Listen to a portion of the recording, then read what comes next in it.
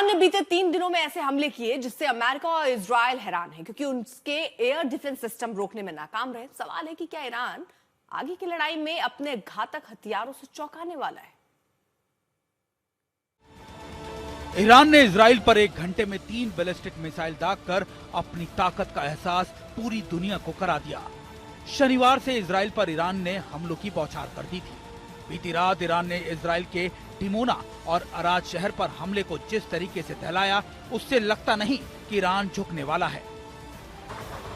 Iran की मिसाइलें Israel में लोगों को अंदर तक हिला रही हैं। लोगों को भागने तक का मौका नहीं मिल रहा। इजराइल में हमलों की ये तस्वीर देखिए, जिसमें एक बुजुर्ग महिला हमले के बाद बंकर तक नहीं जा पाती। उससे पहले ही ईरान के कई हमले हो जाते हैं। ईरान ने कहा था कि वो आने वाले दिनों में इस युद्ध के दौरान अपने हथियारों से अमेरिका और इजराइल को सरप्राइज देगा, तो कहीं न कहीं उस दिशा में ये युद्ध दिखता जा रहा है। लेकिन ईरान को लेकर अब तक ये माना जाता है कि उसके पास उत्तर कोरिया जैसी लंबी दूरी की मिसाइल नहीं थी, जो अमेरिका तक मार करने वाली मिसाइलों से लैस हो। उत्तर कोरिया भी इन्हीं मिसाइलों की वजह से अमेरिका की आंखों में आंख डालकर उसे देखता है, लेकिन ईरान को लेकर ऐसा नहीं माना जाता था। लेकिन अब इसे लेकर सोच बदल सकती है, क्योंकि एक अकेला ईरान पश्चिमी एशिया में अमेरिकी सैन्य ठिकानों से लेकर इजराइल को ही नहीं दहला रहा। अब उसने अपनी ताकत दिखाने के लिए अमेरिका और ब्रिटेन के एक ऐसे द्वीप को चुना जिससे ईरान को लेकर अमेरिका से इजराइल तक खतरे की घंटी बजा दी है।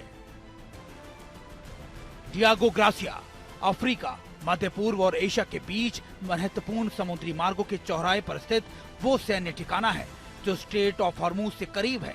डियागो ग्रासिया ब्रिटेन का सैन्य अड्डा है, जिसे अमेरिका भी इस्तेमाल करता है, जहां से उसकी वायुसेना और नौसेना दोनों की मौजूदगी है। अभी तक माना जाता है कि ईरान के पास इस सैन्य ठिकानों को निशाना बनाने के लिए मिसाइल नहीं थी, लेकिन ईरान ने युद्ध के 22वें दिन ये भ्रम तोड़ दिया। डियागो ग्रासिया पर 2 बैलिस्टिक मिसाइल दागकर ईरान ने अमेरिका से लेकर ब्रिटेन तक को साफ बता दिया है कि उसकी पहुंच से कोई भी सुरक्षित नहीं है। उसके पास अमेरिका की सोच से भी ज्यादा रेंज वाली एडवांस इंटरकॉन्टिनेंटल बैलिस्टिक मिसाइलें शामिल है, जबकि वो इस क्षमता को लेकर मना करता रहा है। लेकिन डियागो ग्रासिया पर हमले ने ईरान को लेकर चिंता बढ़ा दी है, क्योंकि ये सैन्य ठिकाना ईरान से करीब 4000 किलोमीटर की दूर पर स्थित है और माना जाता है कि यह ईरान की बैलिस्टिक मिसाइलों की पहुंच से बाहर था। लेकिन ईरान ने इस पर 2 मिसाइलें दागी।